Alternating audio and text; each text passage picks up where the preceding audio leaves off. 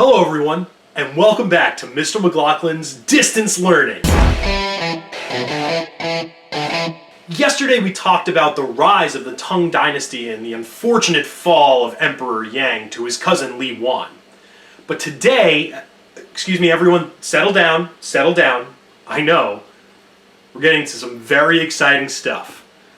Today we're going to discuss the social changes that took place during the Tang Dynasty and two very famous people that rose out of the Tang Dynasty. But first, let's talk about the social classes.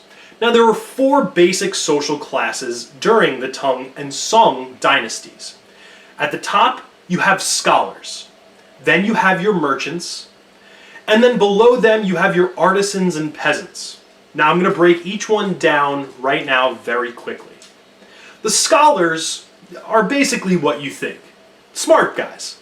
The people in society that know how to read and write. What we've talked about before in past lessons is that not a lot of people knew how to read and write.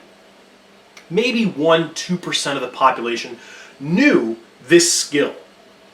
But now, more people are starting to learn. And we're going to talk about that next lesson. But the people who do know how to read and write are the scholars. The scholars are the ones that were put into the government to help it run more efficiently. We see more of a bureaucratic system. Does anyone remember what bureaucracy means? Yes. Very good. Bureaucracy is a set of departments set up within a government to help it run more efficiently by having them do specific jobs. Each department is set up so that it can make its own decisions and that the emperor doesn't necessarily have to make every single decision. You have a department of agriculture, which will make sure that all the farmers are making the right amount of food. You'll have a department of education to set up schools, and a department of economy so that trade can flourish. These scholars were in charge of this. Now here's the difference between the Tang Dynasty and dynasties that existed beforehand or even in other parts of the world.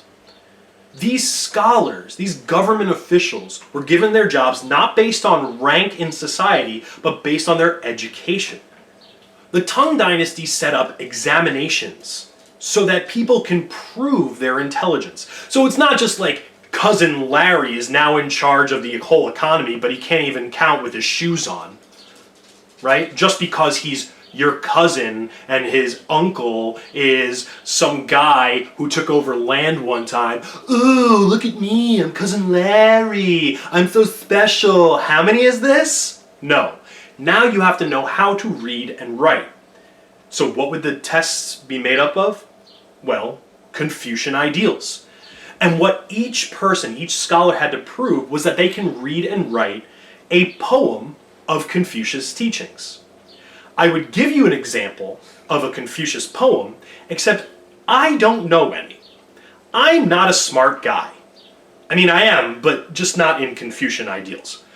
But two people who were two people named Li Bo and Du Fu. I love saying his name. Du Fu. Sounds like a rapper. Like, yo, what up? I'm Du Fu, bringing Confucius teachings to you. Maybe I should change careers. What do you guys think? Yeah, you're right. Well, anyway, Li Bo, he was a great poet. He wrote in all different types of styles and sometimes broke the rules of these poems, but people loved it. It's like Banksy making a mural on a wall, not knowing where it came from, and that's his medium. Or duct taping a banana to a wall, and that's a piece of art. Right? That's Li Bo. But then here comes Du Fu, one of my favorite poets in the Tang Dynasty. See, Du Fu, he loved to imbibe in alcoholic beverages pretty often, but his brilliance brought him to the palace of the emperor every once in a while, but he would always make a fool of himself. So we're not exactly sure how he died. His brilliance was grand, but we don't know how he died.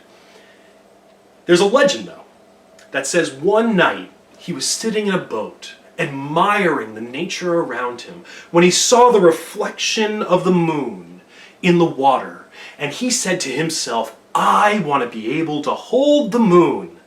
So he reached into the water and fell in and drowned, probably because he was too drunk. What a guy. Brilliance. The next social class we're going to talk about is the merchant class. Now, the merchant class, like we've said before, helped to boost economy. They would trade goods all over the place, not only within China, but as far as Persia, India, and Japan. Does anyone remember the major export of China? Yes.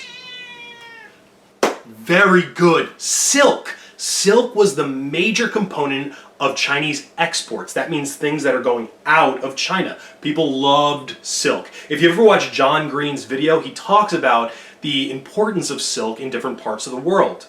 You can wear a whole silk outfit and be nice and cool during the hot summer days, but stay nice and warm and insulated on the cool nights. It's brilliant. And the Chinese emperors kept the secret of how silk was made, so no one else could know. So it was very exclusive. What's that? Yes, they did use the Silk Road. Very good. The Silk Road was a bunch of trade routes that's expanded all throughout the world. Well, mostly Asia, Africa, and Europe, but it was immense. It wasn't just one road made out of silk. It was multiple trade routes, and the Chinese controlled it. Now, the last two social classes we're going to talk about are the artisans and peasants. Now, there's not a whole lot to say here because they were the lowest of the social classes, but they were very important. Artisans were in charge of making all the goods that were necessary for life. Pottery, tables, chairs. Peasants worked on the farms, making sure that everyone was fed and had enough food. So even though they were the lowest in status, they might have been the most important in allowing the Tang Dynasty to survive. Now it's time for Mr. McLaughlin's Fun Fact of the Day! Actually, today's fun fact comes from Chinese history. Now, we all love pirates. We've seen Pirates of the Caribbean. You might have even been on the Pirates of the Caribbean ride at one point. I know I have. I love it! In Chinese history, there was a pirate named Qing Shi, and she was the most successful pirate ever. She commanded a fleet of ships, 1,500 ships, with 80,000 sailors at her command. Now, really think about this. Pirates, yeah, maybe they're not so great because they steal, plunder, and probably drink too much. But this was a woman in a time when women really didn't have so many rights, and she commanded a fleet of ships with thousands of sailors. What a feat. Well, that's all we have for today. Make sure you tune in tomorrow, because tomorrow we are definitely talking about the achievements of the Tang Dynasty. And oh boy, are they huge. You're gonna love it. I know I do.